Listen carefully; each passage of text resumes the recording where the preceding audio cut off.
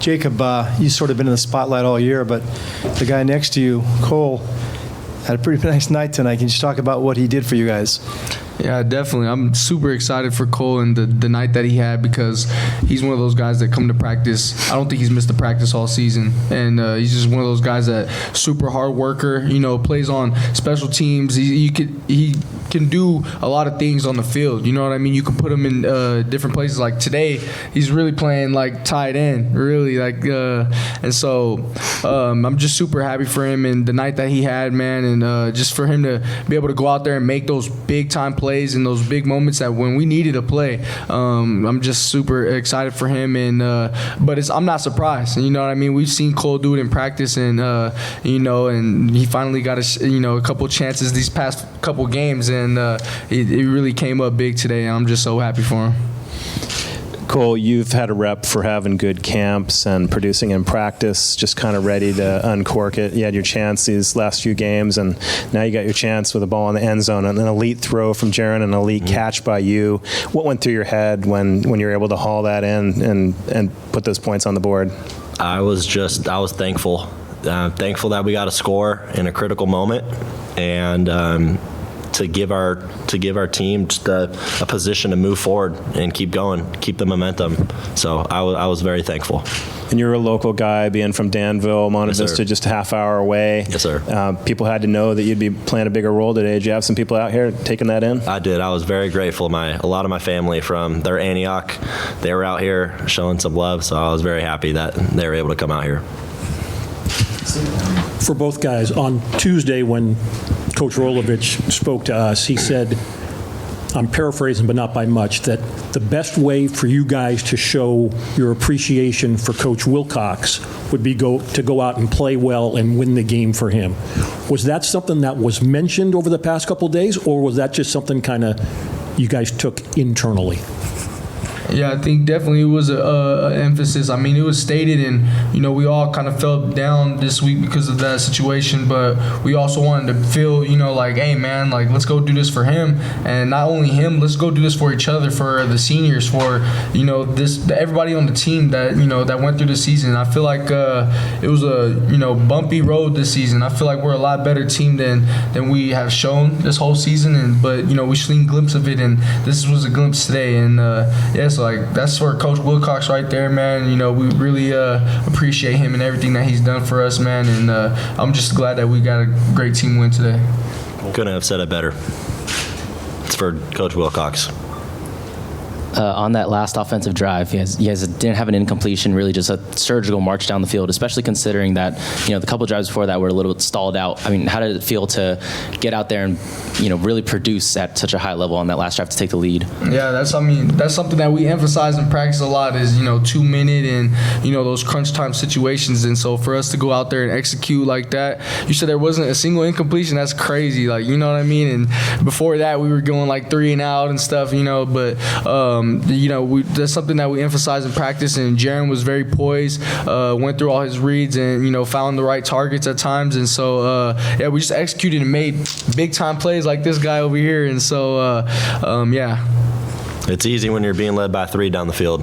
It gives you a lot of confidence when you got him marching you down the field. Given the high level of emotions the recent week, I'm wondering if any guys stepped up as leaders in the locker room that maybe we didn't expect coming into this game. I think collectively as like a whole team, like everybody just kind of stepped up. I mean, I would say it was mostly like on the coaches, trying to get us through it. I feel like the players though, ourselves, we were just like, man, let's go out here and have fun. You know what I mean? Let's not put any pressure on it. We have nothing to lose, man. Let's just go out here and play our game. You know what I mean? The way that we should have been playing all season. And but I wouldn't say like there was like certain names in the locker room. I mean, we have leaders on the team. I think it was just more of the coaches like really emphasizing, man, like like losing Coach Wilcox is hard, man, but we finished the season for each other, as brothers, and that's what we did. from a player perspective, I think one of the greatest characteristics of this team is our ability to just keep moving through adversity and kind of just keep a straight path. We're super late, last game of the season, and I felt like I didn't see much of a change in leadership. Everyone, our leaders kept going. And I think that's really rare, a very rare characteristic in teams. Not a lot of teams can do that. Cole, physically, you stay ready, you have your reps, but mentally, obviously not having your opportunity until tonight. How did you stay ready mentally to say, all right, let's go, ready to go tonight? Definitely practice. I have great, Coach Cefalo and Coach Harson and Coach Barnett. They're super helpful preparing, but it's just all in practice.